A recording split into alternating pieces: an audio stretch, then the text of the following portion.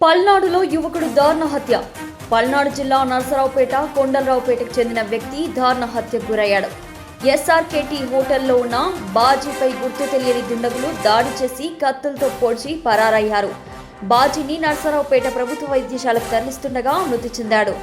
ప్రత్యర్థులే తన భర్తని చంపారని మృతుని భార్య జబీనా ఆరోపించింది. నరసరావుపేట పోలీసులు కేసు నమోదు చేసి దర్యాప్తు చేస్తున్నారు. 30,000 పెట్టి సెల్ కొనుక్కున్నాడు. ఆ సెల్ తీసుకొని 2 దెబ్బలు కొట్టి కోపం వస్తే పోవాలా? పొడవాలయ్యా.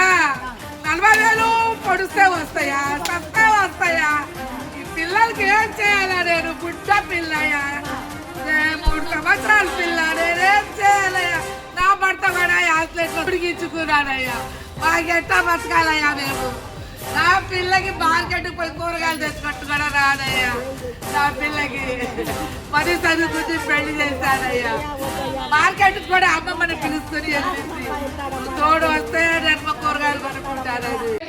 మా పెళ్ళయ్యి 8 ఏళ్ళు అయితే మొన్న మధ్యాహ్నం మైత్రి హోటల్లో లంటా కాలనీ రోడ్డు ఇక్కడ మా ఆయన హోటల్లో పని చేస్తానని చెప్పి ఆయనతో మాట్లాడితే ఆయన మొత్తం హోటల్కి ₹1,00,000 ఖర్చు పెట్టాడు. టీషర్ట్ వేసాడు, అన్నీ పెట్టాడు. అయితే ఈయన అన్నాడంట, ఫోన్ పాడైంది మా ఆయనది. పాడైతే అన్న ఫోన్ ఇప్పిస్తావా అని అంటే ఇప్పిస్తాను బాజీ అన్నాడంట. ఇప్పించాడు. తర్వాత మా అమ్మాయి పుట్టిన కాడికి పుట్టింటికి తీపి లేదు. అప్పుడు ఎంత తీసుకున్నాడు? 20,000 తీసుకున్నాడంట.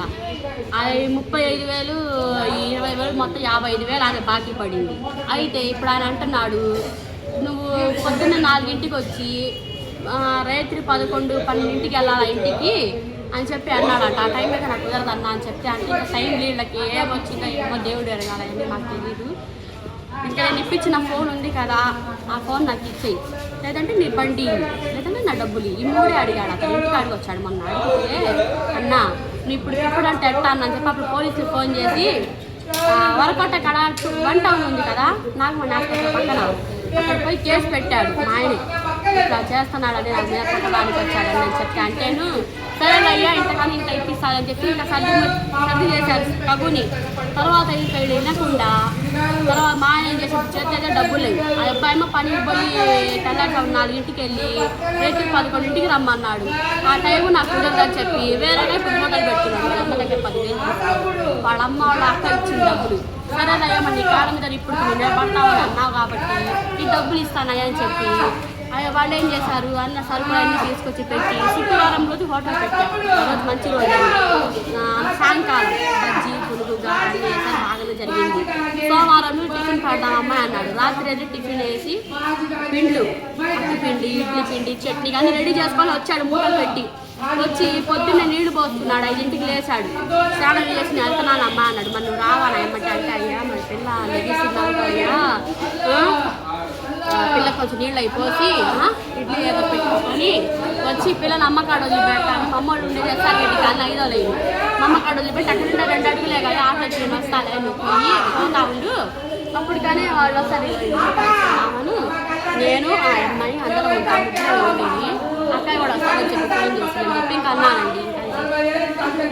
తర్వాత ఇంకా అమ్మాయి ఇద్దరు పోయి అన్నయ్య పడుతూ వచ్చేసారు, కొట్టేశారు, కొట్టేస్తూ నరికారని చెప్పి అన్నారు. ఎప్పుడు జరిగింది? పొద్దున్న 6ంటి అప్పుడు. ఆయన అక్కడి నుండి వచ్చేసరికి కనీసం 6 గంట అయినా పట్టిద్ది కదా. రాగానే వాళ్ళు దాక్కొని ఎమ్మటే స్పాట్లో లేపేశారు. ఎవరండి? ఆరిఫ్ అండి అతని పేరు. వాళ్ళ మనుషుల్ని పెట్టి ఆయన చేయించారు. ఆరిఫ్ అని అతను ఏం చేస్తాడు?